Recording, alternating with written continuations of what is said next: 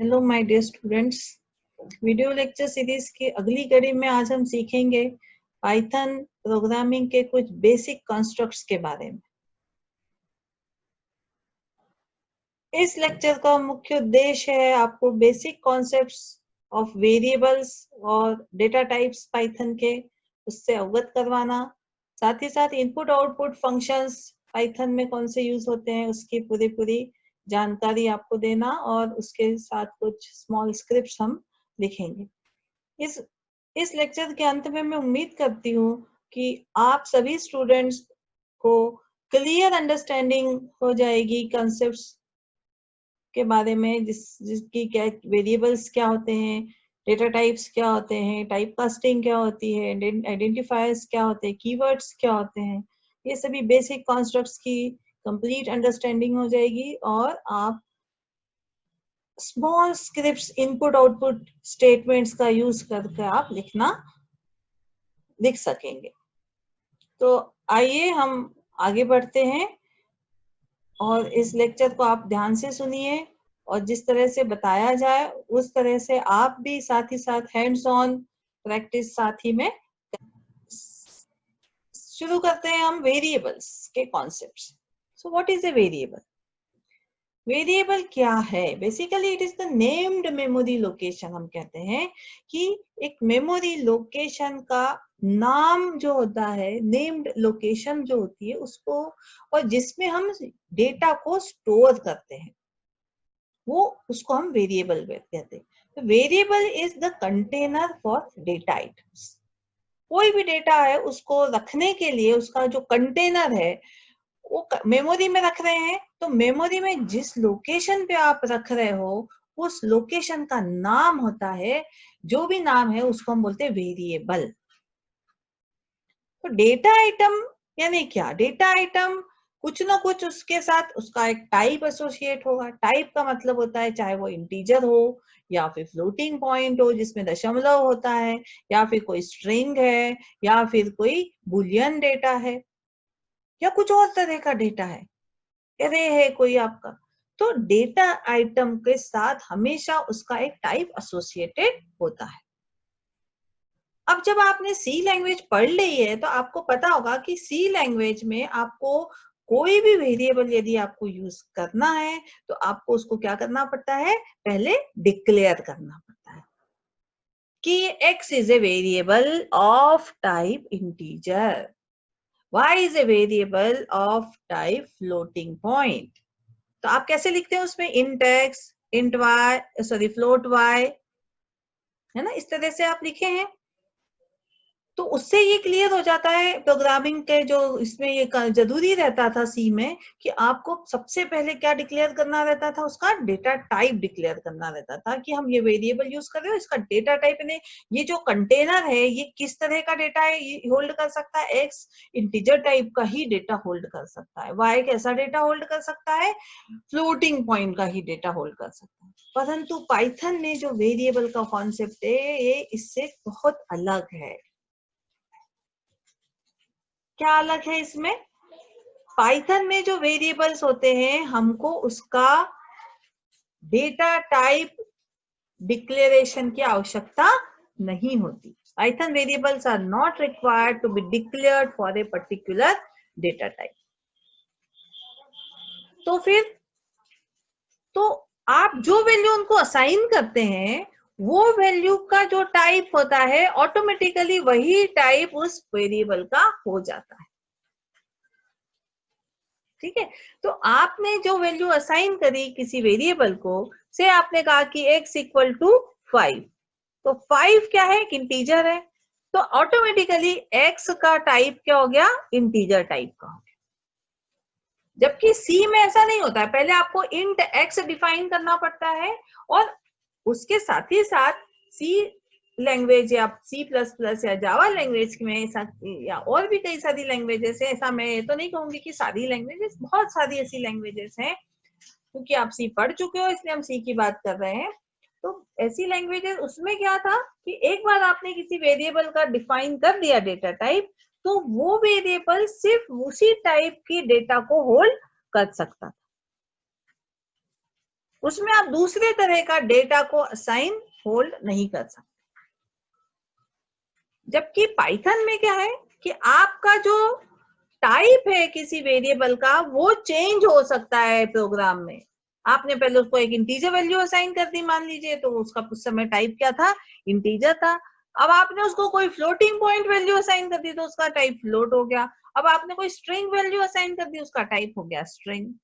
तो it can change its type within the program as values assigned to them is subsequently changed. जैसे जैसे value change होती है वैसे वैसे उसका टाइप भी चेंज हो सकता है।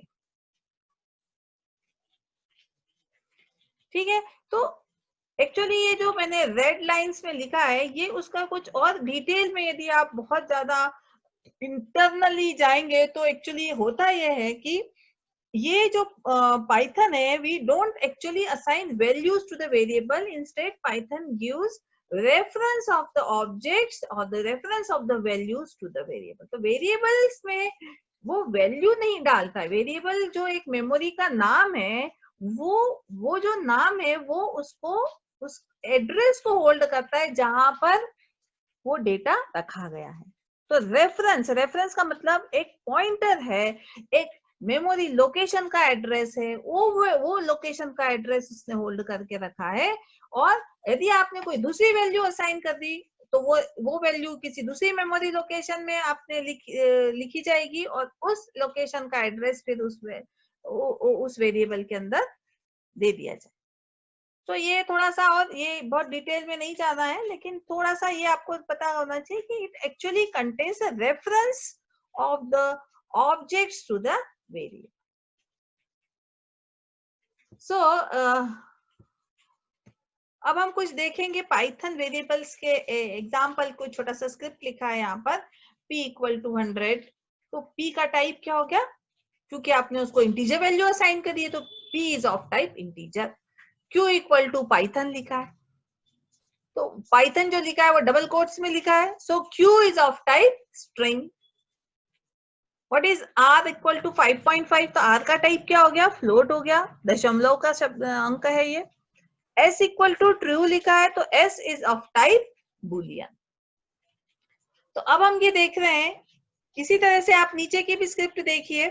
x इक्वल टू 5, तो पहले x का टाइप क्या हो गया, इंटीजर, क्योंकि आपने इंटीजर वैल्यू असाइन करी। सब्सिक्वेंटली तो बाद में आपने उसमें क्या असाइन कर दिया, हेलो, डबल कोट्स में। तो ये क्या चीज होती है, ये एक स्ट्रिंग होती है। String is the sequence of characters, है ना, रिटर्न इन डबल कोट्स, सिंगल कोट्स और ट्रिपल कोट्स पाइथन में। तो अभी हम देखने वाले हैं सब चीजें। तो ये जो एक स्ट्रिंग है, तो स्ट्रिंग, इसका x का डेटा टाइप क्या हो गया, x इज द वेरिएबल, अब इस x का डेटा टाइप क्या हो गया, स्ट्रिंग हो गया। तो अब देखिए इस छोटी छोटी स्क्रिप्ट को मैं आपको बताती हूँ कि हम इसको रन कैसे करेंगे। रन करने के लिए हमने आपको क्या बताया था, हमको जुपिटर पे जो हमने इंस्टॉल किया था, तो मैं यहाँ पे जुपिटर लिखती हूँ। तो जैसे ही जुपिटर लिखा, हमारा यहाँ पर आ गया Jupyter notebook anaconda 3। Last class में हमने आपको बताया था step by step installation anaconda का, और उसमें जुपिटर आपको मैंने बताया था कि किस तरह से हम उस नोटबुक को ओपन करेंगे। हम यहाँ पे सिंपली थोड़ा सा टाइप करेंगे तो आपका ये स्टार्ट वाले टैब में आ जाएगा पूरा। आप इसको डबल क्लिक करेंगे देन आपका ये जो सर्वर स्टार्ट हो गया, लोकल होस्ट होता है, आपको हमने बताया था लोकल होस्ट पे ये चलता है। और अब मेरी यहाँ पर मैंने अपने नाम से पाइथन की नोटबुक क्रिएट करके रखी है, rashmi.ipynb। ये नोटबुक है हमारी, इसको हम ओपन करेंगे। ओपन करेंगे तो ये हमने कुछ छोटा स्क्रिप्ट जो हमने वहां पर आज इसमें पावरपॉइंट प्रेजेंटेशन में लिखे हैं वो मैंने आपको यहाँ पे जस्ट लिख के बताया। तो what is this is the script, p equal to 100, q equal to Python. ये जो हमने प्रोग्राम का कोड लिखा था वो मैंने यहाँ पे लिखा, print p, print q, print r और प्रिंट s।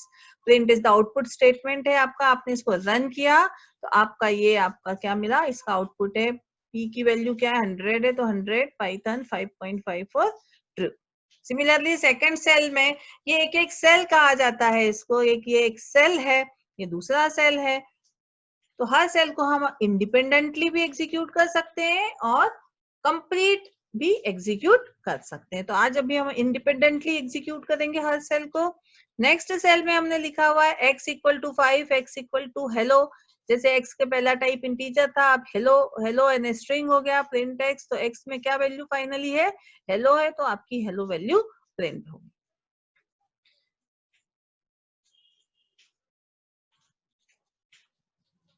तो इस तरह से हमारा जो है ये दोनों स्क्रिप्ट्स हमने रन करके देखी थी। अब नेक्स्ट हम आते हैं दूसरे कॉन्स्ट्रक्ट्स के बारे में, identifiers. So everything in Python programming is an object, चाहे वो वेरिएबल हो, चाहे वो फंक्शन हो, या मेथड का नाम है, फंक्शन का नाम है, वेरिएबल का नाम है, हर चीज क्या है, एक ऑब्जेक्ट है।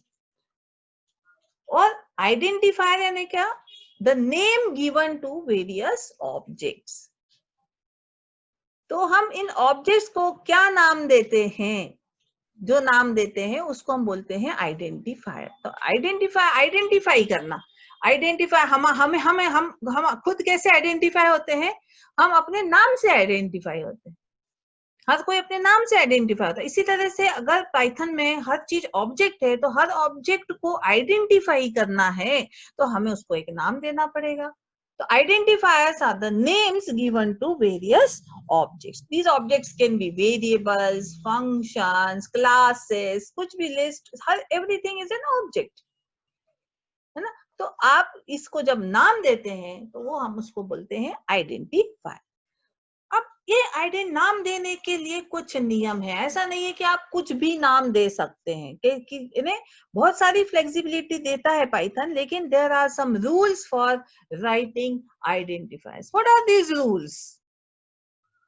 तो हम इस रूल्स को अब स्टेप बाय स्टेप हम पढ़ने वाले हैं कि रूल्स हम किस तरह से नाम दे सकते हैं और कैसे नाम हम नहीं दे सकते। तो first rule is the name of the identifier, यानी कि identifier can consist of letters A to Z or capital A to capital Z, digits 0 to 9 and underscore symbol, no other symbol। सिर्फ हमारा A से Z small और capital letters, 0 से 9 हम ये digits use कर सकते हैं नाम देने के लिए, और एक स्पेशल सिंबल जो आपके कीबोर्ड पे रहता है जिसमें एक अंडरस्कोर सिंबल रहता है, वो सिंबल का उपयोग हम कर सकते हैं। दूसरा नियम, it can not start with a digit, digit से स्टार्ट नहीं हो सकता, can only start with letter और अंडरस्कोर सिंबल। तो आप उसको लेटर से, किसी लेटर से स्टार्ट कर सकते हैं आइडेंटिफायर को, यानी कि जो नाम दे रहे हैं आप वो लेटर से स्टार्ट कर सकते हैं या फिर अंडरस्कोर से भी स्टार्ट कर सकते हैं, लेकिन आप उसको किसी डिजिट से स्टार्ट नहीं कर सकते। तीसरा नियम क्या कह रहा है, any other special character except underscore is not allowed, not even space. ये बहुत इंपॉर्टेंट नियम है कि कोई भी दूसरा कैरेक्टर, जो मैंने अभी आपको पहली लाइन में बताया, फर्स्ट रूल में आपने क्या देखा कि स्मॉल ए से स्मॉल जेड, कैपिटल ए से कैपिटल जेड और 0 से 9 और अंडरस्कोर, इसके अलावा कोई भी दूसरा स्पेशल कैरेक्टर अलाउड नहीं है, नॉट इवन स्पेस। आप स्पेस बार भी यूज नहीं कर सकते, स्पेस भी हम नहीं दे सकते नाम के बीच में। स्पेस देने से लोगों को मीन्स गलती से कई लोग स्पेस दे देते हैं और सोचते हैं कि हम सही कर दे रहे हैं, हमने तो सब कुछ सही लिखा है, लेकिन स्पेस अलाउड नहीं है। It should be keeped in mind. Can be of any length, length पे कोई रेस्ट्रिक्शन नहीं है, परंतु केस सेंसिटिव होता है, यानी कि जैसे हमने लिखा है स्मॉल में एज लिखा है, कैपिटल्स पूरे ए जी ई लिखा है, पहला कैपिटल ए फिर जीई लिखा है, तो ये तीनों चीजें अलग अलग वेरिएबल को दर्शाएंगी, अलग अलग आइडेंटिफायर है, they are not same. So case sensitive होते हैं आइडेंटिफायर्स। और अगला नियम ये कहता है कि जो आइडेंटिफायर्स है उनको हम कीवर्ड्स के नाम नहीं दे सकते, यानी कि keywords can not be used as identifier. Keywords, what are keywords, अभी हम देखने वाले हैं आगे। कीवर्ड्स एक्चुअली कुछ रिजर्व्ड वर्ड्स है, नेम्स विच आर रिजर्व्ड होते हैं, तो वो कीवर्ड्स को हम एज एन आइडेंटिफायर यूज नहीं कर सकते। आगे हमारी स्लाइड में हम देखेंगे कि कीवर्ड्स कौन कौन से हैं और कीवर्ड्स क्या होते हैं, ये सब अभी हम देखने वाले हैं। पर कीवर्ड्स का नाम को हम एज एन आइडेंटिफायर हम यूज नहीं कर सकते। और साथ ही साथ कुछ और भी ऐसे नाम होते हैं जो कि रिजर्व्ड होते हैं, जैसे कि लाइब्रेरी के फंक्शंस हो गए। जैसे अभी हमने प्रिंट फंक्शन का उपयोग किया, तो प्रिंट हम एज ए वेरिएबल यूज नहीं कर सकते। तो certain names which are not reserved but used like reserved, है ना, just for example library functions are also not allowed as identifiers. So these are certain rules for writing the identifiers, और ये rules आपको बहुत अच्छे से याद होने चाहिए। जब भी आप प्रोग्राम लिखेंगे तो आपको इन रूल्स को जितनी ज्यादा आप प्रैक्टिस करेंगे, आप अपने आप उसको यानी आपको फिर याद रटने की जरूरत नहीं रहेगी, आप ऑटोमेटिकली उससे एक्वेंटेड हो जाएंगे और इस सही तरह से आइडेंटिफायर्स आप बनाने लग जाएंगे। तो अब आप नेक्स्ट स्लाइड में देखिएगा कि कुछ वैलिड आइडेंटिफायर्स के नाम, लीगल वेरिएबल नेम्स हमने आपको बताए और कुछ सम इलीगल वेरिएबल नेम्स बताए। तो व्हाट आर, ये कुछ एग्जांपल्स हैं बेसिकली। तो my car equal to good morning, ठीक है, इसमें my car is the variable name है और वैल्यू कौन सी असाइन करी आपने, उसमें गुड मॉर्निंग स्ट्रिंग असाइन करी हुई है। माय कैर टू, ये भी आपका सही नाम है। टोटल इक्वल टू 100, टोटल भी आपने सही नाम दिया हुआ है। टोटल अंडरस्कोर अमाउंट, ये भी सही नाम है ना। Underscore sum, this is also correct, legal variable name, no very means इसमें कोई त्रुटि नहीं है, क्योंकि वेरिएबल का नाम अंडरस्कोर से स्टार्ट हो सकता है। अब इलीगल वेरिएबल्स की बात करते हैं कि क्या नहीं होना चाहिए। जैसे पहला एग्जांपल है माय और कैर, और उसके बीच में, दोनों के बीच में हमने स्पेस लिखा है, स्पेस दिया हुआ है, you can see this. So there is some space, this is, there is some space between my and car, so which is not allowed, space is not allowed. कोई भी दूसरा कैरेक्टर एक्सेप्ट कहां से कहां तक, ए से जेड, स्मॉल ए से small Z, capital A से कैपिटल जेड, 0 से 9 और अंडरस्कोर, इसके अलावा कुछ भी अलाउड नहीं है, नॉट इवन स्पेस। तो ये स्पेस दिया है, इसलिए this is invalid, this is illegal variable name, not legal, not according to the rules. दूसरा आपने क्या लिखा है, two my car, so it can not start with a digit, तो दिस इज ऑल्सो इलीगल। क्यों? क्योंकि ये डिजिट से स्टार्ट हो रहा है। My dash car, dash is not allowed, है ना, ये डैश जो है ये अलाउड नहीं है। अंडरस्कोर अलाउड है लेकिन डैश अलाउड नहीं है, तो ये इलीगल हो गया। Total underscore dollar equal to 20, what is fault here? Total underscore dollar, total ठीक है, अंडरस्कोर भी ठीक है, but dollar is not allowed ना, dollar is a special symbol, it is not allowed. So इस तरह से कई बार गलती से आप लोग कुछ इस तरह से स्पेस ज्यादातर बच्चे इंसर्ट कर देते हैं, या फिर ज्यादातर लोग पहला कैरेक्टर जो है वो डिजिट ले लेते हैं, तो ये चीजों अंडरस्कोर और डैश में फर्क नहीं कर पाते। तो ये आपको थोड़ा ध्यान रखना है जब भी आप जो है इसको आप जो है अपना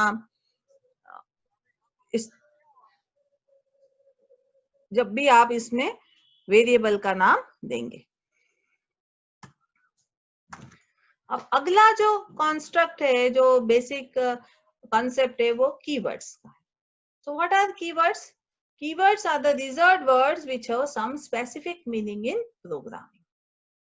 ऐसे रिजर्व्ड वर्ड जिनका कुछ स्पेसिफिक मीनिंग होगा प्रोग्रामिंग में, उसको हम बोलते हैं कीवर्ड्स। कुछ स्पेसिफिक मीनिंग होगा उसका। Keywords can not be used as variable name, जो अभी हमने पहले भी बोला, इनको हम वेरिएबल नेम की तरह यूज नहीं कर सकते, वेरिएबल का नाम इन्हें आइडेंटिफायर की तरह यूज नहीं कर सकते। It can not be used as variable name, function name और any other identifier name. Keywords are case sensitive in Python. Python में कीवर्ड्स केस सेंसिटिव होते हैं। All the keywords except true, false and none are in lower case. तो ये सारे 3 keywords को छोड़कर बाकी के सारे कीवर्ड्स हम लोअर केस में लिखते हैं। And must be written as they are, और उनको हमें लोअर केस में ही लिखना रहेगा, जैसा उनका स्पेलिंग लिखा है वैसे ही लिखना है। And there are around 33 keywords in Python 3.7. So this is the list of some keywords, और ये आपको कहीं भी मिल जाएगी जब आप ऑनलाइन आप कहीं सर्च करेंगे, you can get the list of keywords. तो कुछ आपको अपने आप धीरे धीरे खुद भी याद हो जाएंगे, जैसे ब्रेक है, इफ है, फॉर लूप जब हम चलाएंगे तो फॉर इज ए कीवर्ड, ये आपने सी में भी पढ़ा होगा। वो तो कीवर्ड्स जैसे सी में जिस तरह से आपने कीवर्ड्स के बारे में पढ़ा है वही चीज यहाँ पर भी है, और इनको हम एज एन आइडेंटिफायर यूज नहीं कर सकते। और ये जैसे जैसे आप आगे बढ़ेंगे प्रोग्रामिंग में वैसे वैसे आप कीवर्ड्स का मतलब इन सारे वर्ड्स में क्या इसका रिजर्व मीनिंग क्या है, क्या मतलब है, ये आप समझते जाएंगे। ठीक है, जैसे बुलियन में ट्रू है इज द कीवर्ड है, फॉल्स इज द कीवर्ड है, इफ आपका स्टेटमेंट आएगा उस वो इफ इज द कीवर्ड है। ये सारे कीवर्ड्स आपको थोड़ा सा ध्यान रखने हैं कि हम इनको हम एज एन आइडेंटिफायर यूज ना करें।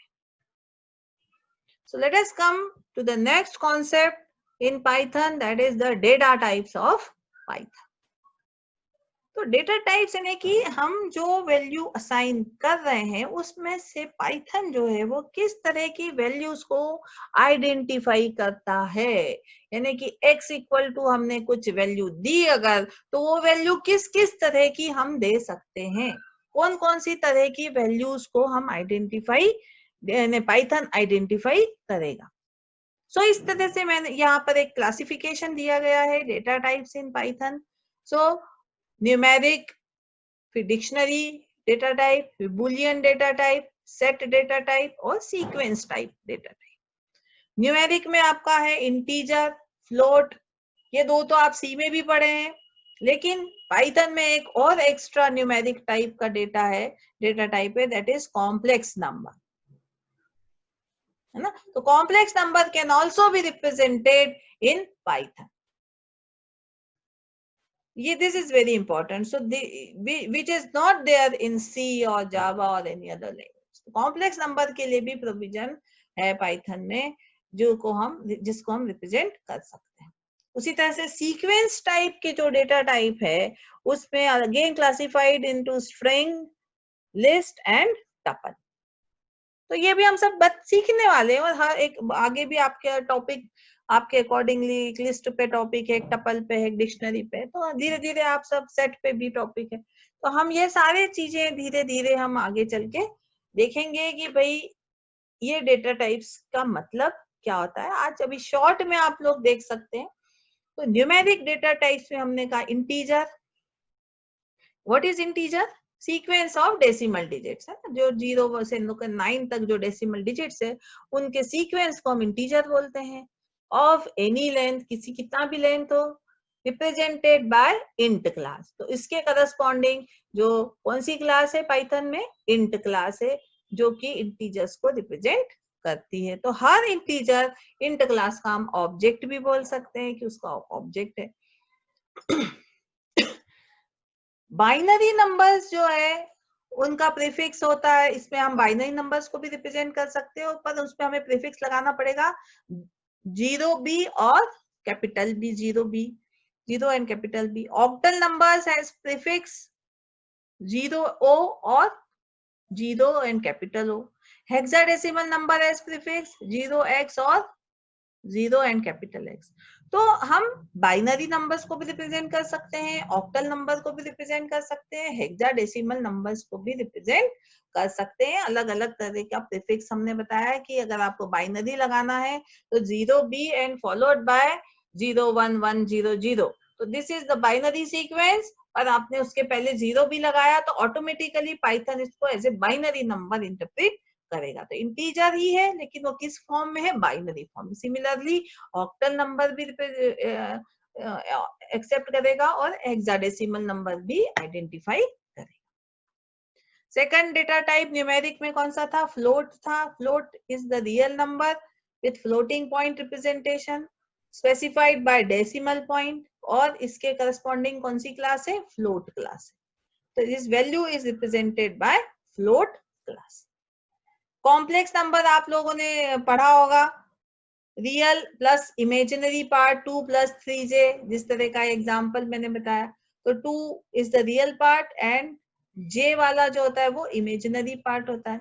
तो इस तरह का रिप्रेजेंटेशन ये कॉम्प्लेक्स नंबर का, अगर हमने किसी वैल्यू को दिया, किसी वेरिएबल को एज ए वैल्यू प्रदान करी x = 2 + 3j, तो इसका जो टाइप हो जाएगा x का वो कॉम्प्लेक्स हो जाएगा। This will be treated as a complex number. और इसको हम रिप्रेजेंट कैसे करते हैं पाइथन में? कॉम्प्लेक्स क्लास से रिप्रेजेंट करते हैं। तो हर डेटा टाइप के करस्पॉन्डिंग क्लास आप देख रहे हैं। इंटीजर के करस्पॉन्डिंग इंट क्लास है, फ्लोटिंग के पॉइंट के करस्पॉन्डिंग फ्लोट क्लास है, और कॉम्प्लेक्स नंबर के करस्पॉन्डिंग कौन सी क्लास है? कॉम्प्लेक्स क्लास है। अब what is string? String data type आपने देखा होगा ये यहाँ पर, है ना? तो ये अब हम यहाँ पे सीक्वेंस टाइप पे आ गए हैं। तो सीक्वेंस टाइप में पहला है string, then list, then tuple. तो अभी हम देखते हैं कि स्ट्रिंग क्या है। स्ट्रिंग यानी क्या? सीक्वेंस ऑफ कैरेक्टर्स, है ना? आपने कहा कि आपके हेलो, हेलो क्या है? HELLO, hello. Hello is the sequence of character, so this is a string. परंतु स्ट्रिंग कैसे रिप्रेजेंट होगी कि ये स्ट्रिंग है? तो हम उसको सिंगल कोट में लिखेंगे सीक्वेंस ऑफ कैरेक्टर्स को, या फिर हम डबल कोट में लिख सकते हैं, या फिर हम ट्रिपल कोट में भी लिख सकते हैं। तो sequence of characters put in single quote, double quote और ट्रिपल कोट। इन पाइथन एक single character is a string of length 1। तो जो कैर डेटा टाइप होता था आपका सी में, वो उसका कोई कॉन्सेप्ट यहाँ पर नहीं है। There is no character type of data. Every data जो भी है वो, एवरी डेटा यानी कि जो भी सीक्वेंस ऑफ कैरेक्टर्स है वो स्ट्रिंग ही माने जाएंगे। अगर कोई कैर, कैर क्या था वहां पर सी में? सिंगल कैरेक्टर को हम कैर बोलते थे। तो अगर सिंगल कैरेक्टर की बात होती है तो it is a string of length 1 simply. और इसके करस्पॉन्डिंग कौन सी क्लास है आपकी? str class. अब आगे के जो सीक्वेंस टाइप के डेटा टाइप से वो अभी बताने में इतना मीन्स आपको क्लैरिटी नहीं रहेगी, लेकिन उसको जैसे हमारे पास जैसे जैसे हमारे टॉपिक्स आएंगे, आप उस समय यदि उसको पढ़ेंगे then it will be more clear for you. अभी शॉर्ट में यदि आप जानना चाहते हैं कि व्हाट इज ए लिस्ट, तो ऑर्डर्ड कलेक्शन ऑफ डेटा, जैसे कि आपकी अरेज होता है। अरेज दूसरी प्रोग्रामिंग लैंग्वेजेस में सी में आपने पढ़ा होगा अरेज। अरेज के समान ही हमारे पास पाइथन में जो है वो लिस्ट होती है। म्यूटेबल होते हैं। म्यूटेबल यानी कि हम उसकी वैल्यूज को हम चेंज कर सकते हैं, है ना? हमारे जो लिस्ट है उसमें कोई वैल्यू को यदि हमें चेंज करना है तो हम उसको चेंज कर सकते हैं। परंतु अरे और लिस्ट में एक अंतर ये है कि अरे is the collection of similar type of data. अरे ऑफ इंटीजर्स, अरे ऑफ कैरेक्टर्स, ऐसा होता था। लेकिन हमारे लिस्ट में all data items need not be of same type. उनका टाइप जो है वो अलग अलग हो सकता है ना? And list in Python, list can be created by just placing items in square brackets. तो ये जो स्क्वायर ब्रैकेट प्रेजेंट किया है यहाँ पर, उसमें हम उस आइटम्स को लिखते हैं और सेपरेट करते हैं कॉमा से। तो इस तरह से हम लिस्ट को डिफाइन करते हैं। अगला डेटा टाइप जो है वो है आपका टपल।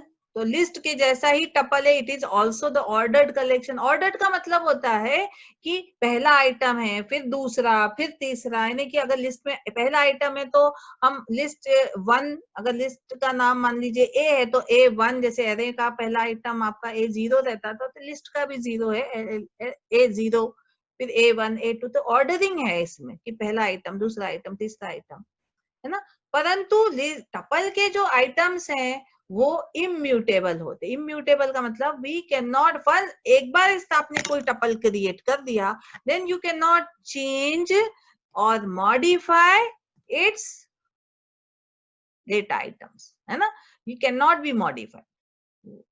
तो अगर आपको चेंज करना है तो आपको दूसरा टपल क्रिएट करना पड़ेगा, can not be modified once it is created. वो कैसे क्रिएट किया जाता है tuple? By placing the sequences of values separated by comma in parenthesis। तो parenthesis इस तरह का ब्रैकेट जो है जिसको हम parenthesis बोलते हैं, इस ब्रैकेट में आप sequence of values लिख के उसको क्रिएट कर सकते हैं।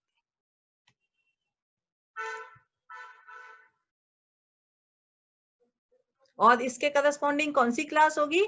Tuple class. तो टपल के करस्पॉन्डिंग आपकी टपल क्लास है, जिससे जो और हर टपल उस क्लास का एक ऑब्जेक्ट है। Next is Boolean type, data type Boolean, जो आपने यहाँ पर देखा था बुलियन बीच में। बुलियन का मतलब होता है आइदर ट्रू और फॉल्स, है ना। तो बुलियन टाइप का जो डेटा टाइप है, it has one of the two built in values, true और फॉल्स। इसकी दो में से एक ही वैल्यू होगी, या तो ट्रू होगी या फॉल्स होगी, and it is represented by the class bool। Next is set, set data type. Set जो है वो unordered collection of data items है। तो अभी तक के जितने भी सीक्वेंस टाइप्स थे वो सीक्वेंस थे, इसलिए हमने उसमें ऑर्डरिंग लगाया था, ऑर्डर्ड थे। अब set is not a sequence type data type, it is separate type of data type, और ये unordered collection of data items है, म्यूटेबल एंड इटरेबल है, duplicate items are not allowed. Similarly dictionary data type, it is also an ordered collection of data items। तो और हर data item जो है वो की वैल्यू पेयर होता है, created by placing the sequence of items in curly brackets। तो ये curly brackets में हम लिख के sequence of items को separated by comma। तो आप अभी इतना परेशान है तो ये कि हमें तो इन्हें थोड़ा डिफिकल्ट लग रहा है, what is dictionary, then set और टपल और लिस्ट, ये सब आप आगे हर टॉपिक आपका धीरे धीरे कवर होगा, और हम जैसे जैसे कवर होगा आपको उसके बारे में पूरी जानकारी आपको मिलेगी। ये जस्ट शॉर्ट में मैंने आपको थोड़ा सा उसका एक व्यू बताया है कि इतने तरह का डेटा टाइप्स है हमारे पाइथन में, और हम बहुत ही, ये रिच लैंग्वेज है, आप हर तरह से जैसा आप चाहते हैं प्रोग्रामिंग, जिस तरह का भी डेटा यूज करना चाहते हैं आप आराम से, इसमें बहुत सारे प्रोविजंस हैं आपको डेटा टाइप्स के लिए।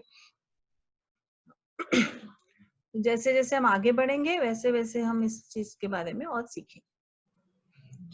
चलिए आगे बढ़ते हैं और अभी देखते हैं कि टाइप कास्टिंग क्या होती है। एक्चुअली जब हम किसी वेरिएबल को कुछ वैल्यू असाइन करते हैं तो वो वैल्यू का जो भी टाइप होता है वही उस वेरिएबल का टाइप हो जाता है, ये हमने अभी आपको बताया था। तो यदि हमें किसी वेरिएबल का टाइप पता करना है कि इस वेरिएबल का क्या टाइप है, तो हम टाइप फंक्शन का उपयोग करते हैं। जैसे कि एग्जाम्पल बताया गया है, x equal to 1, y equal to 2.8, z equal to Python, and then print type of x। तो जब हम टाइप ऑफ x प्रिंट करवाएंगे तो चूंकि x को हमने इंटीजर वैल्यू असाइन की है तो इसका जो टाइप है वो इंट रहेगा। तो इस तरह से आउटपुट मिलेगा आपको क्लास और उसके आगे कौन सी class, int class. Then type of y क्या होगा, फ्लोट होगा, एंड टाइप ऑफ z क्या है, क्योंकि इस z में हमने स्ट्रिंग असाइन करी है तो z का टाइप स्ट्रिंग हो जाएगा। तो टाइप फंक्शन से हम किसी भी वेरिएबल का डेटा टाइप हम पता करते हैं। अब टाइप कास्टिंग क्या होता है? Type casting is the conversion of value of one type two another. जैसे कि y इक्वल टू 2.8 है, यहाँ पर यदि हमने इसको इंट में कन्वर्ट कर दिया तो उसकी वैल्यू क्या हो जाएगी, 2 हो जाएगी। तो इंट ऑफ y जो हो जाएगा वो 2 हो जाएगा। इसका जो डेसिमल पार्ट होगा वो ट्रंकेट हो जाएगा। राउंडिंग ऑफ नहीं होगा कहीं पे भी, it is truncation basically. So typecasting is nothing but the conversion of value of one type to another.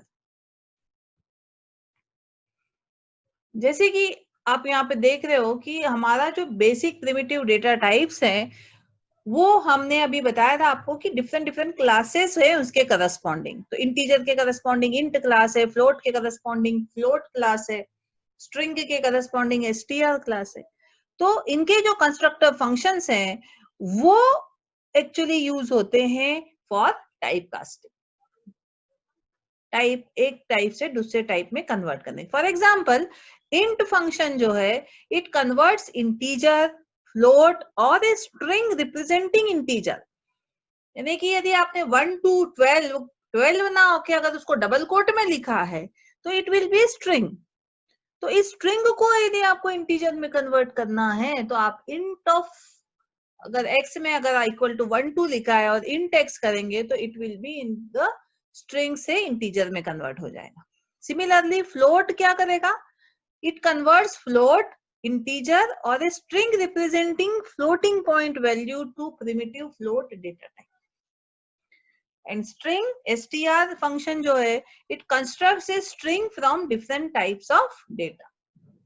तो यदि आपने x इक्वल टू 1 लिखा और strx किया यहाँ पर, तो ये जो 1 है it will be return in, it will be treated as a string, यानी कि डबल कोट्स में ये हो जाएगा.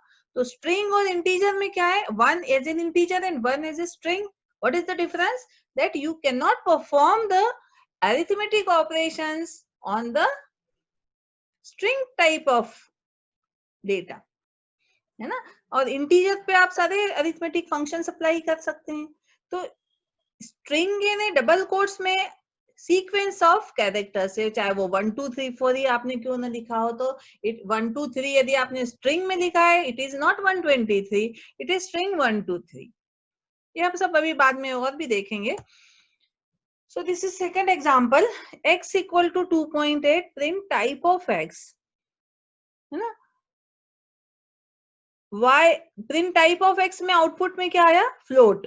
Type of x is float, class float आई. Next statement is y equal to int of x. So what will be the value of y? Int of x क्या होगा, 2, है ना.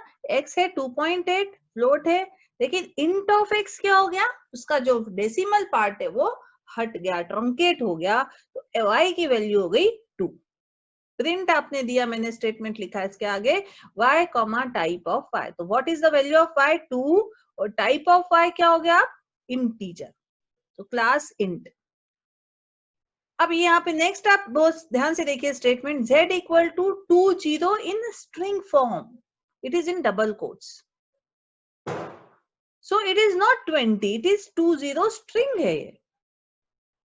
तो प्रिंट टाइप ऑफ z क्या होगा, यहाँ पे स्ट्रिंग होगा. अब ये अगर आपको इसमें 1, अब इसको इंटीजर में कन्वर्ट करके फिर आप उस पर अरिथमेटिक ऑपरेशन आप परफॉर्म कर सकते. For example print int of z plus 1. Int of z क्या हो गया, 20 हो गया. दिस इज स्ट्रिंग, स्ट्रिंग में आप 1 नहीं जोड़ सकते, किसी स्ट्रिंग, एक स्ट्रिंग में आप इंटीजर को ऐड नहीं कर सकते, लेकिन पहले स्ट्रिंग को आप कन्वर्ट कर सकते हैं. तो यही लिखा है. तो इंट जो फंक्शन है वो क्या करता है, इट कन्वर्ट्स इंटीजर, फ्लोट और string representing integer. So this is a string representing integer value. तो उसको वो कन्वर्ट कर देगा प्रिमिटिव इंटीजर में, इंटीजर टाइप में कन्वर्ट करेगा पहले, विदाउट कोट्स होगा वो इंटीजर टाइप, और उसमें फिर ऐड 1 करेगा तो आउटपुट विल बी 21. सो हम इसको फिर से जुपिटर पे जाके देखते हैं. तो यहाँ पर ये इस सेल में हमने आपको सेम कोड लिख के रखा है. So this will be the output, x equal to 1, y equal to 2.8. Run करना हमने इस सेल को. सो दिस इज द पहला टाइप ऑफ x क्या है, इंट है. टाइप ऑफ y क्या आया, फ्लोट आया. टाइप ऑफ z क्या आया, स्ट्रिंग आया. This is the second code. यहाँ पर हम इसको फिर से यदि हम रन करते हैं तो हमारा जो है, जिस तरह से मैंने आउटपुट आपको बताया है, सेम आउटपुट आपको यहाँ पे भी मिल रहा है ना. टाइप ऑफ एक्स क्या मिल रहा है आपको, फ्लोट मिल रहा है, एंड देन प्रिंट आपने next statement print is the output statement, तो आपने क्या लिखा है y comma type of y. What is the value of y is int of x. int of x है ना, x में 2.5 2.8 है, तो int ऑफ x क्या हो जाएगा, 2 हो जाएगा, तो y की वैल्यू आ रही है 2 और टाइप ऑफ y क्या आ रहा है, int. z आपने डबल कोट्स में लिखा है, सो टाइप ऑफ z क्या है, स्ट्रिंग है, it is not integer, it is string. जब आप इसको int ऑफ z प्लस 1 करते हैं कि स्ट्रिंग को, ये जो इंटीजर स्ट्रिंग है इसको यदि आप कन्वर्ट करते हैं, इंटीजर में कन्वर्ट करना चाहते हैं, तो आपको इस तरह से करना पड़ेगा, int ऑफ z प्लस 1 अगर आपने लिखा है यानी कि उसमें और एक 1 ऐड करेंगे तो output will be 21. So in this way you can find out the type of a variable and you can convert the data type from one type to another, which is called typecasting. So let us see some more things about typecasting.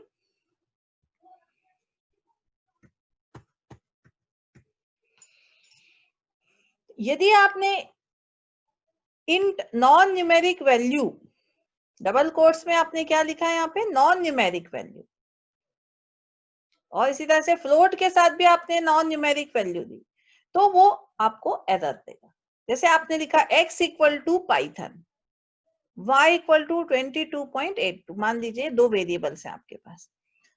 अब आपने print int of x लिखा, तो what is int of x, it will not convert this such string into integer. इस string को integer में नहीं होगा conversion. हाँ, इस स्ट्रिंग का जरूर आपका फ्लोट में कन्वर्जन हो सकता है. तो print float of y, float बिल्कुल ये स्ट्रिंग है, स्ट्रिंग को हम इसको किस में कन्वर्ट कर सकते हैं, फ्लोट में कन्वर्ट कर सकते हैं. सिमिलरली फ्लोट ऑफ x कर सकते हैं क्या, नहीं कर सकते. This will be the error message. तो हमारे को जो स्ट्रिंग आपको कन्वर्ट करनी है वो अगर इंटीजर स्ट्रिंग है तो ही वो इंटीजर में कन्वर्ट हो सकती है, और यदि फ्लोटिंग पॉइंट स्ट्रिंग है यानी कि दशमलव नंबर वाली स्ट्रिंग है तो ही वो फ्लोटिंग पॉइंट नंबर में कन्वर्ट हो सकती है. Is it clear? You cannot convert this 22.82 string in a y को आप int पे convert नहीं कर सकते. Again there will be some error message. So let us see कि हम क्या ये सही में हो रहा है इस तरह से कि हम जो है इसको, ये देखिए ये आपका सेल है, आपने लिखा x equal to 22.82 and y equal to Python print float of x print int of y. तो आप बताइए कि कहाँ पे एरर आनी चाहिए, इसमें कहाँ एरर आनी चाहिए. फ्लोट ऑफ x सही है, हाँ मेरे ख्याल से इसमें ये कन्वर्ट हो जाएगा, और int of y can it convert into integer, so there will be error, क्योंकि पाइथन जो लिखा है ये इंटीजर स्ट्रिंग नहीं है. तो हम इसको रन करते हैं और देखते हैं कि कहाँ पे, देखिए आ गई एरर. तो फ्लोटिंग में तो कन्वर्ट हो गया था, 22.82 is the floating point value. लेकिन अगला जो स्टेटमेंट है इट इज एन इंटरप्रेटर, तो जहां तक सही चलता है वहां तक तो वो एग्जीक्यूट होता है, जैसे ही जहां एरर आती है आपको एरर मैसेज आ जाता है. तो ये जो आपका एरर आ रहा है ये क्यों आ रहा है, क्योंकि this is not an integer string. Is it clear? अगर आप यहाँ पर हम int ऑफ x करते हैं तो क्या ये कन्वर्ट करता है क्या int ऑफ x? तो let us see again, we will run this, और क्या हुआ, again you are getting the error message, invalid literal for int. तो क्योंकि क्यों आया ये फ्लोटिंग पॉइंट स्ट्रिंग है, ये दशमलव वाले नंबर की स्ट्रिंग है, और इसको हम सिर्फ दशमलव में ही कन्वर्ट कर सकते हैं, फ्लोट में ही कन्वर्ट कर सकते हैं, हम इसको इंटीजर में कन्वर्ट नहीं कर सकते. तो हमको बिल्कुल स्पेसिफिक होना पड़ेगा. अगर इंट हम फंक्शन यूज करें तो यहाँ जो अंदर वाला जो पार्ट है या तो वो एक इंटीजर हो या फिर वो फ्लोटिंग पॉइंट नंबर हो सकता है, लेकिन फ्लोटिंग पॉइंट स्ट्रिंग नहीं हो सकता. फॉर एग्जाम्पल यदि हमने ये कहा कि एक और वेरिएबल ले लेते हैं z इक्वल टू 22 या 20.82 1 2, ओके। एंड इंट ऑफ हमने अगर यहाँ पे z लिखा, इंट ऑफ z लिखा, तो क्या होता है, इसको रन करते है ना। तो ये भी दशमलव वाला नंबर था, लेकिन ये एक फ्लोटिंग पॉइंट वैल्यू थी जिसको इंटीजर में हम इंटीजर डेटा टाइप में हमने कन्वर्ट कर लिया, लेकिन ये एक फ्लोटिंग पॉइंट स्ट्रिंग है। तो स्ट्रिंग कैसी होनी चाहिए इंट के लिए, अगर हम उसको इंटीजर में कन्वर्ट करना चाहते हैं तो स्ट्रिंग भी इंटीजर ही होनी चाहिए, तभी हम उसको स्ट्रिंग को इंटीजर में कन्वर्ट कर सके। फ्लोटिंग पॉइंट स्ट्रिंग है तो हम उसमें इंट फंक्शन का यूज नहीं कर सकते, हम उसको फ्लोट में कन्वर्ट कर सकते। सो ये कुछ पॉइंट्स है जो बहुत इंपॉर्टेंट है और जिसे हमको अच्छे से समझना है कि हम टाइप कास्टिंग जब करते हैं तो हमको फ्लोट इंट फंक्शन के साथ क्या क्या हम कौन कौन से आर्ग्यूमेंट्स या पैरामीटर्स का उपयोग कर सकते हैं, कौन से पैरामीटर्स हम पास कर सकते हैं। सो गोइंग अहेड,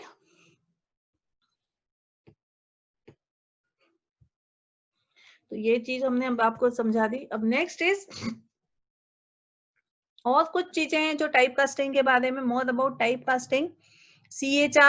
CHR जो है फंक्शन है, ये it return string representation of integer argument, यानी कि आपका जो 97 है, 97 इंटरनली क्या रिप्रेजेंट करता है, ए रिप्रेजेंट करता है ना।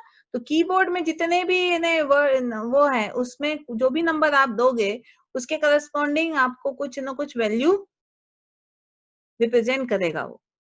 तो CHR of 97 is A, तो string representation of integer argument.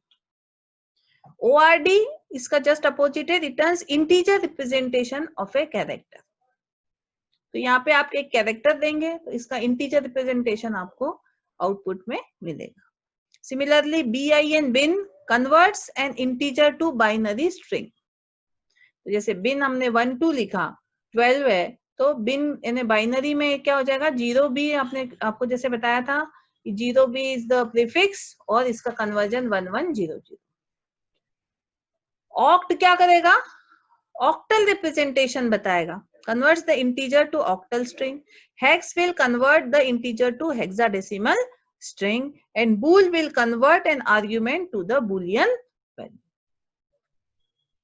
So इस तरह का आपको आउटपुट मिलेगा यदि आप ये वैल्यूज उसमें डालते हैं। तो CHR क्या देगा, इंटीजर बताएगा, इंटीजर का स्ट्रिंग रिप्रेजेंटेशन बताएगा। ORD आपका जो है वो integer representation of a character बताएगा। BIN बाइनरी में कन्वर्ट करेगा, हेक्स जो है वो हेक्साडेसिमल में करेगा, और ऑक्ट क्या करेगा, ऑक्टल में कन्वर्ट करेगा। बूल क्या करेगा, bool will convert to a boolean value which is either true और फॉल्स। ये अभी हम देखेंगे शॉर्ट वाइल में। तो सबसे पहले अब हम थोड़ा सा आउटपुट स्टेटमेंट्स के बारे में देख लेते हैं। चलिए अब पहले इसको हम आपको बताते हैं, इसको जुपिटर पे हम करके देख लेते हैं इसको। तो ये हमने यहाँ पे लिखा हुआ है और इसको हमने अगर रन करना है, रन किया हमने यहाँ से, and you are getting this values, है ना। अगर मैंने इसको 197 कर दिया, let us see what value we will get. Run किया, so I am getting capital A. अगर हमने इसको 397 कर दिया, चलिए ये भी करके देख लेते हैं, इसको रन कर दिया, then there is some character here. So in representation of a character है बेसिकली ये, जो कि आपको बताया जाएगा। अब ORD A का आपने लिया है, अगर आप AB लिख देते हैं तो क्या होता है, चलिए देखते हैं इसमें। तो ORD AB जो है वहां पर एरर मैसेज आ गया, क्योंकि वो एक expect a single character but not a string. तो ये आपको एरर मैसेज बहुत क्लियर मिल जाते हैं यहाँ पर कि आपने कहाँ गलती की है, और आप एरर मैसेज ध्यान से पढ़िए, आपको समझ में आ जाएंगे कि क्या एरर है ना। तो आप इस तरह से बताएंगे तो ये आपको, चलिए हम एक और वैल्यू दे के देख लेते, 1097 and then I will run. So there is some character here, it is representing this value. तो यूनिकोडिंग कई सारे कैरेक्टर्स होते हैं आपके इंटरनली, आप रिप्रेजेंट कर सकते हो, तो उसमें से आपका कोई ना कोई कैरेक्टर, आप हर वैल्यू कोई ना कोई कैरेक्टर आपका रिप्रेजेंट करेगी। और 0B आपका बाइनरी के लिए कन्वर्जन हुआ है, 0x is for bully hexadecimal, है ना। 15 का हेक्साडेसिमल रिप्रेजेंटेशन F होता है। 0O क्या है, ऑक्टल रिप्रेजेंटेशन है। So this is again the typecasting from one value to another, one data type to another data type. So let us move ahead and let us learn something about the output statement in Python. We have already used the output statements, which is the print function, है ना। Print statement हमने use किया है, लेकिन हम अब इस बारे में थोड़ा सा और ज्यादा जानने की कोशिश करेंगे, प्रिंट स्टेटमेंट का हम उपयोग कैसे करते हैं। प्रिंट हमने जनरली जो यूज किया है, तो क्या करता है, ये जो भी आप यहाँ पर डबल कोट्स में लिखते हो, दिस इज द स्ट्रिंग, और वो एज इट इज आउटपुट में यानी कि स्क्रीन पर आपकी प्रिंट हो जाती है। तो कंप्लीट द सिंटेक्स जो है प्रिंट फंक्शन का क्या है, basically it is like this: star objects, comma separator equal to, comma end equal to, comma file equal to end flush equal to. तो ये चार इसमें आपके पैरामीटर्स हैं प्रिंट के साथ में, जिसमें अभी तक हम सिर्फ स्टार ऑब्जेक्ट्स वाला पैरामीटर देते थे। Objects is nothing but the values to be printed. हम जो भी स्ट्रिंग देते हैं, तो this is again the value which is to be printed on your screen basically, है ना। तो ये तो हम हमेशा यूज करते आ रहे हैं, पहले दिन से हमने आपको बताया प्रिंट स्टेटमेंट के बारे में। तो ऑब्जेक्ट्स तो वही है, वैल्यूज भी लिखते हैं कई बार इसको। फिर अब अगला जो पैरामीटर है वो क्या है, वो है ACP. ACP is the separator used between the values. तो यदि आपने प्रिंट 1, 2, 3, 4 किया, तो उसमें सेपरेटर क्या होगा, स्पेस है बेसिकली। तो डिफॉल्ट इज स्पेस कैरेक्टर। लेकिन आप इनके बीच में कुछ दूसरा सेपरेटर डालना चाहते हैं, स्टार लिखना चाहते हैं, कुछ और लिखना चाहते हैं, तो हमको वो यहाँ पर हम असाइन कर सकते हैं as a SCP equal to, वो वैल्यू यहाँ पे दे सकते हैं। तो वो आपका वो कैरेक्टर आपका एज ए सेपरेटर यूज हो जाएगा। Okay, then third way is the end equal to. End is कि सारी प्रिंट होने के बाद, सारी वैल्यूज प्रिंट होने के बाद में, at the end of the last value क्या चीज होगी, क्या चीज आपको प्रिंट करवानी है। तो by default it is new line /n होता है। /n is the new line character, यानी कि आप नई लाइन पे कर्सर आपका जंप करेगा, यानी कि नई लाइन पे आप चले आओगे। परंतु अगर आपको कुछ दूसरा वैल्यू असाइन करनी है, तो आप यहाँ पर end equal to space double quotes में वो आप दे सकते हैं। तो by default value is new line. फिर फाइल यानी क्या, file is where these values are printed, कहां पर प्रिंट होनी है। तो डिफॉल्ट में आप इसको स्क्रीन पे प्रिंट करते हैं, तो इसलिए स्टैंडर्ड आउटपुट लिखा है sys.stdout। तो standard output device is screen. तो डिफॉल्ट में आपकी स्क्रीन सेट होती है। यदि आप इसको किसी फाइल में देना चाहते हैं आउटपुट को, स्क्रीन पे नहीं दिखाना चाहते, तो वो यहाँ पर आप सेट कर सकते हैं। और last parameter is flush. It is a boolean value, either true और फॉल्स। ट्रू कब होगी, if output is flushed, and false if output is buffered. Buffered यानी कहीं सेव हो रहा है यदि आपका आउटपुट, तो उसको हम बोलते हैं बफरिंग हो रहा है। और डिफॉल्ट वैल्यू इसकी क्या होगी, फॉल्स होगी। तो आप यहाँ देखिए एक और example, x equal to 5, print the value of x is, comma लगा के x लिखा। तो ये कॉमा से क्या होगा, अगर आपका ये वेरिएबल है और यहाँ पे अगर वेरिएबल की वैल्यू प्रिंट करानी है, तो आपको स्ट्रिंग नहीं कर, string as it is print होगी। और यदि आपने स्ट्रिंग के बाहर देने की विदाउट स्ट्रिंग कोई चीज लिखी, ये कॉमा लगाना पड़ेगा आपको एक स्ट्रिंग और एक वेरिएबल के बीच में। तो ये यहाँ पर इसकी वैल्यू प्रिंट होगी। तो आउटपुट क्या मिलेगा, the value of x is 5। ये बहुत इंपॉर्टेंट है आपका। नेक्स्ट वाला जो कोड है मैंने यहाँ पे लिखा है, print 1, 2, 3, 4. What will be the output? 1, 2, 3 and 4. Like this space. The default is space character, है ना। सेपरेटर क्या है, स्पेस है। But if you want to print one, अगर आपने इस तरह से दिया SCP equal to @ print 1, 2, 3, 4, SCP equal to @ तो किस तरह से प्रिंट होगा आउटपुट में 1 @ 2, क्योंकि सेपरेटर यानी जो सेपरेट करता है, तो ये 1 और 2 में जो कैरेक्टर सेपरेट कर रहा है वो कौन सा कैरेक्टर है, @ है। यहाँ आपने डिफाइन कर रखा है इसको, इसलिए आपका आउटपुट इस तरह से दिखेगा 1 @ 2 @ 3 @ 4। एंड यहाँ पर लास्ट स्टेटमेंट देखिए 1 2 3 4 separator equal to hash end equal to ampersand. तो आपका सेपरेटर हैश आ रहा है और एंड क्या आ रहा है, एम्परसेंड। Is it clear? तो हम जो है इसको जस्ट करके देखेंगे अभी तुरंत। इसको हम यहाँ पे करेंगे, यहाँ लिखा हुआ है मैंने कोड, ये तो आपने देख लिया। Value of x is 5। Let us go to this. अब मान लीजिए मुझे सारे आउटपुट्स को, अभी ये सारे हमने चला के देखे थे इसलिए सारे आपको यहाँ पे आउटपुट दिख रहे हैं। यदि हमें इसको रिमूव करना है, सारे के डिलीट करना है, आउटपुट्स नहीं दिखाना है, तो हम सेल वाले को उसमें जाएंगे, टैब में करंट आउटपुट्स को देखेंगे और टॉगल कर देंगे। तो ये सारे जो अच्छा ऑल के नहीं, उसके कर, अभी इसमें जाएंगे, इस सेल को हमने सिलेक्ट किया है, ऑल आउटपुट्स में जाके हम टॉगल कर देते हैं, तो सारे आउटपुट्स आपके टॉगल है ना, रिमूव हो गए यहाँ से, ताकि आप फिर से फ्रेशली उसको एग्जीक्यूट करो। पुराना है कि नया आउटपुट है, ये आपको नहीं वो होगा। तो ये वाला अगर हम सेल देखते हैं तो इसको हम फिर से रन करते हैं यहाँ पर, तो आपने जो मैंने जिस तरह से बताया वही आपको आउटपुट मिला 1 2 3 4 पहली लाइन में। सेकंड लाइन आपकी बीच में @ डाल दी, क्योंकि आपने सेपरेटर, ये अगर हम इसका सेपरेटर बदल देते हैं, मान लीजिए परसेंटेज कर देते हैं और फिर इसको रन करते हैं, तो क्या होगा, सबके बीच में क्या आ गया, साइन परसेंटेज का आ गया, है ना। और लास्ट वाला, अब यदि यहाँ पर हम एंड इक्वल टू यहाँ पे अलग से लिख देते हैं, देखिए एंड इक्वल टू मैंने आपको लिख दिया यहाँ पर $,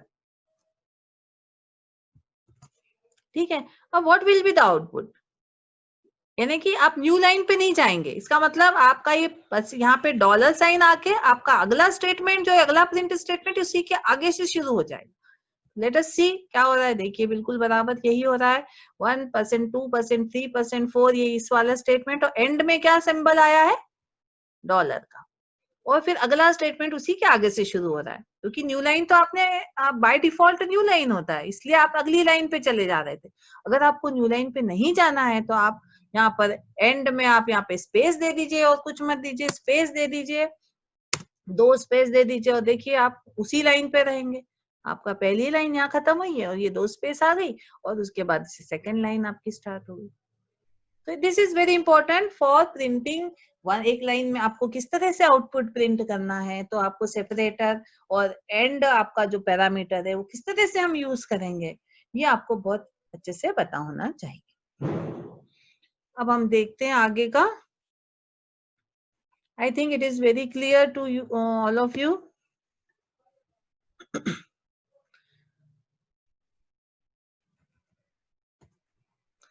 अब फॉर्मेटिंग के बारे में थोड़ा सा जान ले कि और क्या क्या तरीका है जिससे हम अपना आउटपुट को हम फॉर्मेट कर सकते हैं। जैसे कि यदि हम चाहें कि कोई x में बहुत बड़ी वैल्यू है कि 3.142494 और हमको सिर्फ 2 दशमलव तक हमको संख्या लेनी है, या 4 दशमलव के पॉइंट तक संख्या लेनी है, या हमको कितने उसमें कितना स्पेस यूज करना है, तो इसके लिए बहुत सारे तरीके हैं। आप सी के भी कंस्ट्रक्ट यूज कर सकते हो, %d, %f, इस तरह से %3.2f, इस तरह से आप यूज करते थे पहले, तो वो भी हम इसमें पाइथन में यूज कर सकते हैं। साथ ही साथ हमारे पास एक फॉर्मेट फंक्शन है जिसका उपयोग हम कर सकते हैं। तो ये देखते हैं जरा क्या है फॉर्मेट फंक्शन आपका। तो ये एग्जाम्पल आप देख रहे हैं यहाँ पर, x = 5, y = 10, print the value of x is curly brackets and value of y is curly brackets dot format x, y।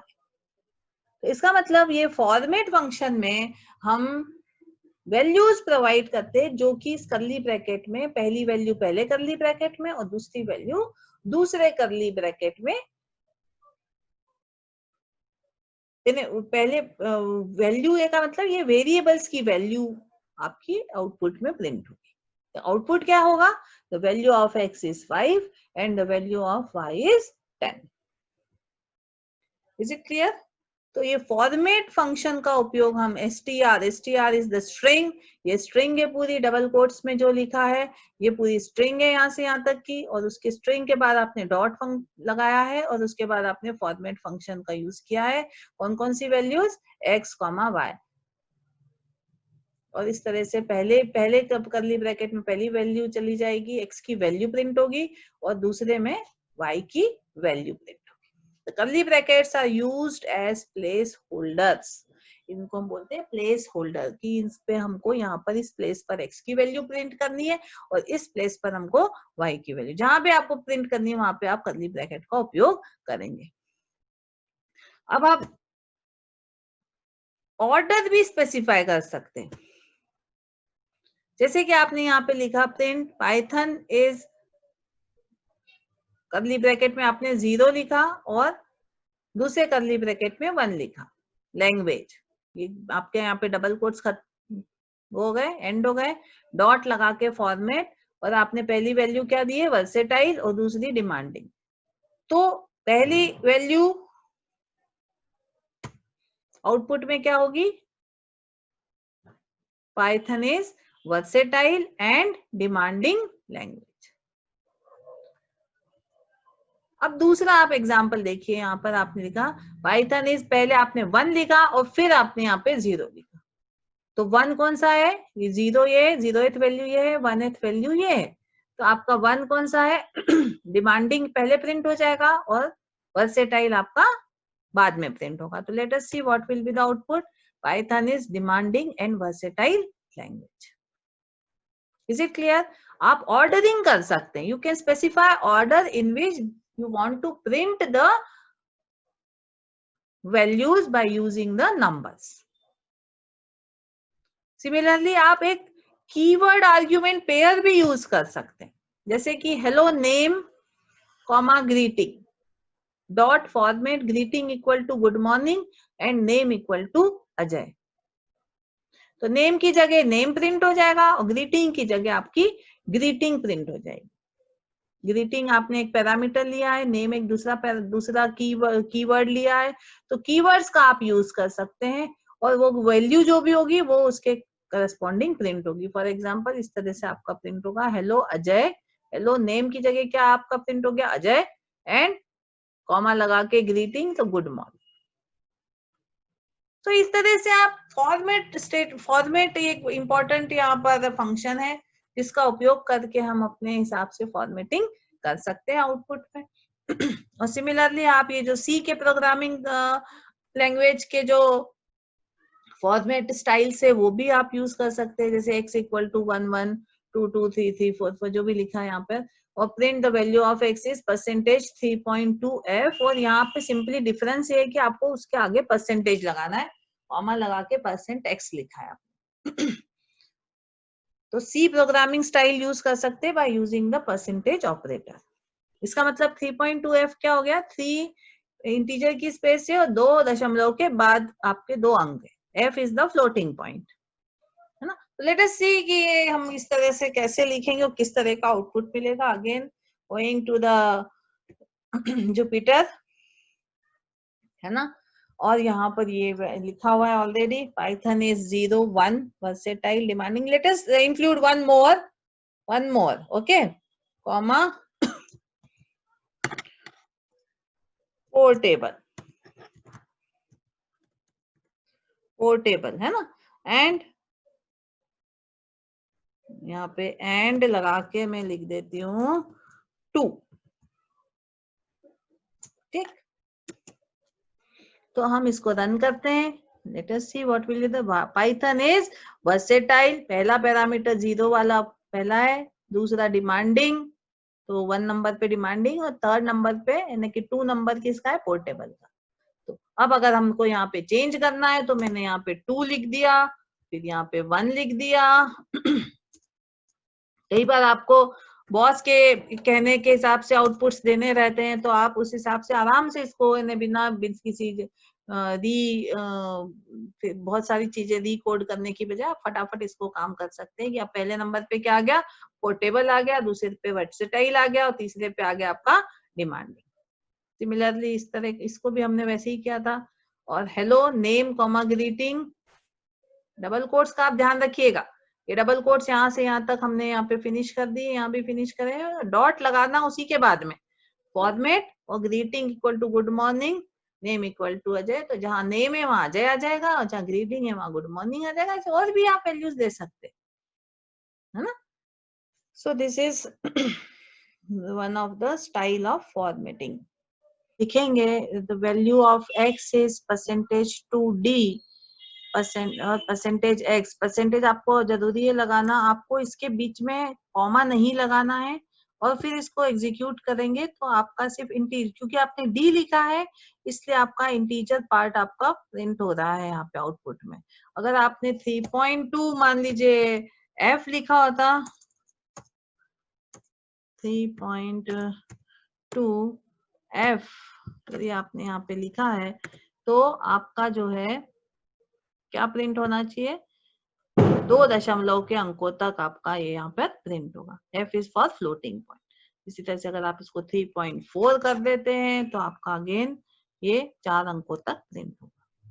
तो ये आप C का फॉर्मेटिंग स्टाइल भी यूज कर सकते हैं, F D आप यूज करते हैं पहले भी उस हिसाब से, और इसके आगे आप इस तरह के वैल्यूज दे सकते हैं कि कितनी स्पेस में आपको जो भी वैल्यू है वो प्रिंट करनी है और कितने दशमलव के कितने अंकों तक प्रिंट करनी है ये भी आप दे सकते हैं। और इसके आगे जस्ट आपको परसेंटेज आपका यूज करना है वेरिएबल के पहले। सो this is about output formatting. Now let us lastly see the input statement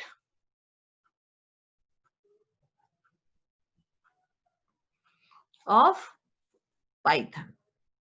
अब आपको हमेशा कोई भी प्रोग्राम हो आपको यूजर से इंटरेक्शन करने की हमेशा आवश्यकता रहती है कि यूजर कुछ वैल्यू एंटर करे, उसके अकॉर्डिंगली हम उसके ऊपर वर्कआउट करें। फॉर एग्जाम्पल यदि आपको कहा कि find the factorial of A number given by the user, तो आप यूजर से आप कोई इनपुट लेना चाहेंगे और फिर अकॉर्डिंगली उसके ऊपर आप वर्कआउट करना चाहेंगे। तो यूजर से इनपुट लेने के लिए इनपुट स्टेटमेंट्स का मतलब होता है कि how to take the input from the user. तो Python uses the input statement, उसका सिंटेक्स ही क्या है, उसको क्या कीवर्ड यूज करता है वो इनपुट और ब्रैकेट में प्रॉम्प्ट लिखा हुआ है। तो प्रॉम्प्ट क्या है, prompt is the string which we wish to display on the screen. तो प्रॉम्प्ट में हम जो भी चीज जैसे please enter the number, please enter your age, please enter this that, second number, first number, इस तरह से आप जो भी आप यूजर से कुछ आप पहले स्क्रीन पे आप डिस्प्ले करवाना चाहेंगे कि क्या एंटर करना है, accordingly user will enter the value. उसको भी समझ में आए कि हाँ भैया अभी मुझे पहले, जैसे कि मान लीजिए आपको इनकम टैक्स कैलकुलेट करना है तो आप पहले बोलेंगे बेसिक एंटर करो, फिर डी एंटर करो, फिर आपने आपका डिडक्शन एंटर करो, तो एक के बाद एक आप एंटर करवाएंगे तो उसको अकॉर्डिंगली उस अपनी वैल्यूज एंटर करेगा। तो आपको इन प्रॉम्प्ट जनरली हम अच्छी प्रोग्रामिंग मानी जाती है कि आप उसको स्क्रीन पे डिस्प्ले करवाते जाएं कि आपको क्या एंटर करना है। तो वो जो स्टेटमेंट है, वो जो स्ट्रिंग है, वो हम उसको बोलते हैं prompt string. And it is basic prompt is the string which we wish to display on the screen, और ये ऑप्शनल होती है बेसिकली, आप नहीं भी कराएंगे कोई दिक्कत नहीं, पर एक अच्छी प्रोग्रामिंग हैबिट होती है यदि आप उसमें कुछ लिखते हैं और एक इसके बाद में यूजर उसकी वैल्यू एंटर करता है। whatever value user enters is treated as of type string। तो अब आप देखिए कि आपने कहा एज इक्वल टू, अब जो भी इनपुट लेंगे आपको किसी वेरिएबल में स्टोर करना है, तो आपने उसका वेरिएबल का नाम क्या लिया, एज, और equal to input please enter your as.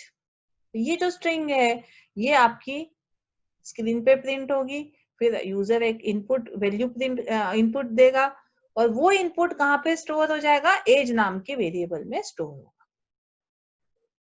ठीक है, अब एक्चुअली ये स्मॉल में होना चाहिए पी, ये गलत लिख क्या है यहाँ पर, तो print your age is comma, this is also wrong, age age is your age is age. After 5 years your age will be age plus 5. तो पहला स्टेटमेंट क्या होगा, प्लीज एंटर योर एज। 25 आपने एंटर किया यूजर ने, तो आपका दूसरा स्टेटमेंट एग्जीक्यूट हुआ। ये नम की जगह एज होना चाहिए, भी थोड़ा सा पहले दूसरे नाम लिया था इसलिए यहाँ पे दूसरा आ गया। प्रिंट योर एज इज, तो आपका योर एज इज कोलन लगा के एज की वैल्यू यानी 25 प्रिंट हो गई। परंतु ये थर्ड स्टेटमेंट जो है, after 5 years your age will be age plus 5 and it is giving you the error message. Why it is giving you the error message? उसका सिंपल सा रीजन है कि जो भी वैल्यू यूजर एंटर करता है, चाहे वो इंटीजर हो, चाहे कुछ भी हो, चाहे वो फ्लोटिंग पॉइंट नंबर हो, everything is treated as of type string. हर कुछ चीज किस टाइप में इनपुट में ली जाती है, स्ट्रिंग टाइप में। Is it clear? तो ये जो एज है ये स्ट्रिंग टाइप का वैल्यू है। So I should write it here, age, and this should be small, and this is also small. Okay.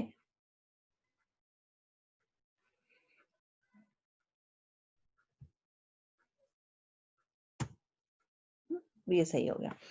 तो एज में आपने जो इनपुट लिया वो एज में चला गया, परंतु जो इनपुट आप यूजर देता है वो किस फॉर्मेट में आता है, स्ट्रिंग फॉर्म में आता है। तो ये एज का डेटा टाइप क्या है, स्ट्रिंग है बेसिकली।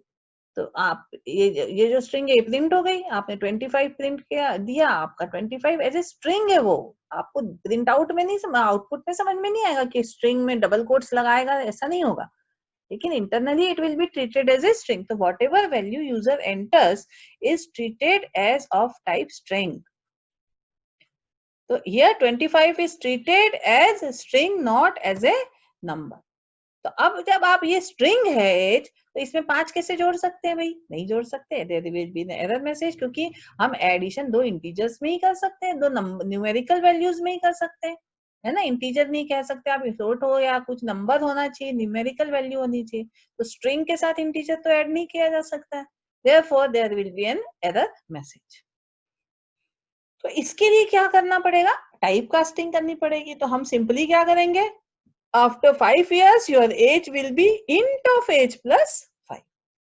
तो जब हम ऐसे देंगे तो ऑटोमेटिकली आपका आउटपुट क्या आएगा, after 5 years your age will be, what will be your 20, int of age क्या हो गया, 25 नंबर हो गया, और नंबर में आप 5 और जोड़ेंगे तो 25 प्लस 5 यानी 30, your age will be 30। Let us see कि आपका इस तरह का ये जो स्टेटमेंट है और हम इसको रन करते हैं। Please enter. देखो पहला स्टेटमेंट एग्जीक्यूट हुआ, एरर है लेकिन इंटरप्रेटर है तो वो पहला एक एक स्टेटमेंट लेगा, एग्जीक्यूट करता जाएगा।